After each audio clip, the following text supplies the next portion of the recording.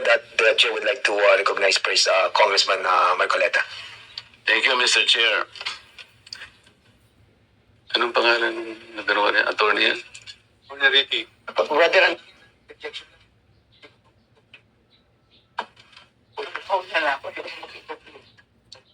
Hindi, tungkol lang sa sinasabi ng doktrina kanina. Attorney, abogado ka pala na nagtuturo sa Ateneo. At sinasabi mo, ang diferensya ng private sa public figure, pagka public figure ay hindi basta-basta. Kahit nabirahin mo, parang may lisensya ka na, parang gano'n sinasabi mo. Pero pag private, talagang kinakailangan may malis ka agad yun. Siguradong, kaya lang nung ikaw ay nag-vlog, ito yung title ng vlog mo sa akin eh. Huwag maniniwala sa pakulo at panliling lang ni Marcoleta. Ano ang panliling lang ko, attorney? Public figure ako, pero kailangan malaman ko, sapagkat dito lang may malis ka na eh. Una, hindi mo ako kilala, ikaw hindi rin kita kilala. Pero dito lang the title pa lang. Huwag maniniwala sa pakulo at panlilin lang ni Marcoleta. Attorney, kahit kailan wala akong nilinlang na mamamayan ng Pilipinas. Wala kang karapatan na akusahan mo ako ng ganito. Kung ang pinag-uusapan ay gusto mo lang ma-informahan ang mga nagpa-follow sa iyo kung sino-sinong maraming nagpa-follow. Pwede mo ba sagutin ito muna? Ano yung panlilin lang na sinasabi mo rito? Marami na po kasi akong naging hindi ko ano yung particular na Ito pakikita ko sa'yo, ayan hindi ko po alam kung anong particular doon na Attorney, gumawa ka ng vlog. yes po, ako po Responsibilidad mo sa public ito, lalong-lalo na yung naniniwala sa'yo. Hindi ko maniwala kung paano mo silang napaniwala. Pero itong sinabi mong ito, may pakulo ako at panlilin lang. Ito yung sagutin mo. Hindi ako naniniwalang hindi mo naalala ito. Mr. Chair? Mr. Chair? go ahead.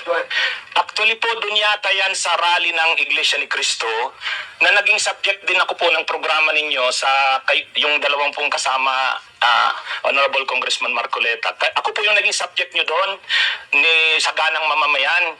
Kasi ako yung nag-comment na sabi ko, dapat yung Iglesia ni Cristo kung talagang malaki yung mobilization nila, doon nila gawin sa Luneta, huwag sa Liwasan.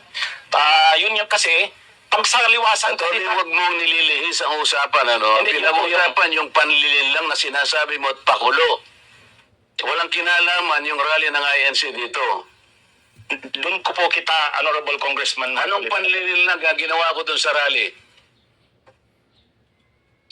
Yung po yatang speech nyo doon Hindi sa pa yata, kailangan siguruhin mo. Nagsalita ako doon, anong parte ng speech ko ang nilinlang ko ang mamamayang Pilipino?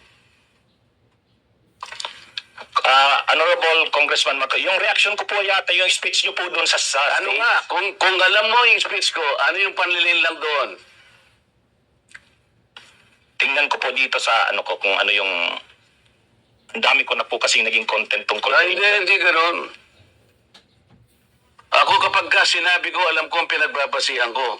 Kahit matagal na yon, maaalala ko. Pag nilinlang ako ng isang tao, alam ko. Problema sa inyo, hindi ko nilalat ang vloggers, Ako, hindi ko minamasama yung vlogs. Yan ay part ng ating free speech. Expression. At yan ay ginagaranti ng ating saligang batas. Totoo naman na kapag ka public figures, hindi dapat balat sibuyas.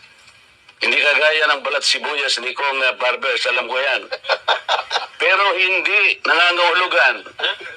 Kailangan i-establish ninyo. I-establish mo. Ikaw ay abogado pa rin, kagaya na sinasabi mo, nagtuturo ka pa sa isang reputabling institusyon. At pagkatapos, tinatanong ko lang ngayon, ikaw ang nagbablog, Basta po tungkol po talaga yung naging topic ko po kayo tungkol dun sa rally ng Ano nga yung sinabi ko sa rally na nanilang ako ng Pilipino? Wala ka man lang maisip? Ito yung uri mo na hindi kailangan talagang nagbablog Nami-mislead mo yung mga tao, nililin lang mo yung mga tao. ang dahilan ay hindi mo man lang masabi kung ano yung aking mga panlilinlang na sinasabi mo rito. Pakulo at panlilinlang. Hindi ganyan yung mga vloggers na kilala ko. Yung mga vloggers umaatake rin sa akin, pero hindi ako balat sibuyas. Sapagkat may pasihan ang kanilang sinasabi. Yung pinag-uusapan siguro namin dito. Gusto nila niyang tingnan siguro kung ano yung mga seats ng mga aming pinag-uusapan dito. Hindi ako balat sibuyas, pero ito, wala akong makitang panlilang na ginawa ko sa ating mamamayan. Ikaw, ang lakas ng loob mo na mag-vlog. Abogado ka pa naman. O ano? Gusto, panoorin ko po mamaya itong ano, kung ano Ay, ang hirap sa atin, Mr. Chair eh. ano po kasi, Isip-isipin mo, bigla ka na lang gagawa ng isang vlog na ngayon ay tatanungin kita ng diretsyo. Wala ka man lang masabi, kahit isang panlilin lang. At ang inaakala mo, baka sakaling no sa rally. Ibig mo sabihin, naharap ako sa rallying pagkalaki-laki para manlilang lang ako ng mamamayang Pilipino? Hindi ka dapat na abogado eh. Hindi ka dapat magturo sa Ateneo. Sinasabi ko sa iyo ngayon. Ako hindi ko inaukusahan ng mga vloggers. Kahit masasakit ang sinasabi nila, ngunit merong basihan. Meron silang pinagmumulan na basihan. Kamukha nung isang vlogger, Mr. Chair. Nakita niya yung isang tarpaulin, isang billboard na na-install doon sa SLEX. Isang female vlogger, Mr. Chair, na napanood ko. Itong si Marcoleta kanya, walang kahihiyan ito Nga pala eh. At ikinahihiya na rin siya ng mga kapatid niya sa Iglesia ni Cristo. Sapagkat, akalain mong gagawa siya ng billboard, isasama niya kanya si Pastor Kibuloy. Hindi ba niya alam na si Pastor Kibuloy ay ganyan. So, kinakailangan, Mr. Chair, na sagutin ko. Ang pagkakasabi ko lang po na sagutin ko, miss ka ako, hindi kita kilala, pero medyo nasaktan lang ako, pero nandun na lang, pagpapasensya na kita, sapagat ako ay public figure. Kung ako lang ka ako ang ginanito mo, okay lang eh. Kaya lang kita sasagutin sapagkat yung mga nakikinig sa'yo, baka malin lang mo. Baka sila'y mailigaw mo sa paniwala na ako nga ang gumawa ng billboard na yan. So ipinaliwanag ko, Mr. Chair, hindi ako ang gumawa ng billboard na yan. Nakita ko na lamang po na biglang kasama po ako ron. At hindi naman po ipinaalam sa akin nung gumawa. Siguro po dahil si Pastor Kibuloy po ay tumatakbo ring isang senador, inakala niya siguro magiging maganda rin para sa kanya kung kami po ay magkasama. Ako naman po ay wala namang magagawa tungkol doon. Pero hindi ko na po, wala na po akong reaksyon sapagkat public figure nga po ako eh. Lahat kami ay tatamaan. Ito nga po yung napakagandang pagkakasalita po sa Korte Suprema eh. Mr. Chair, basahin ko lang, maliit lang po ito.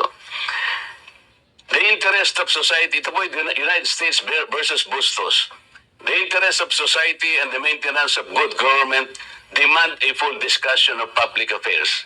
Complete liberty to comment on the conduct of public men is a scalpel in the case of free speech.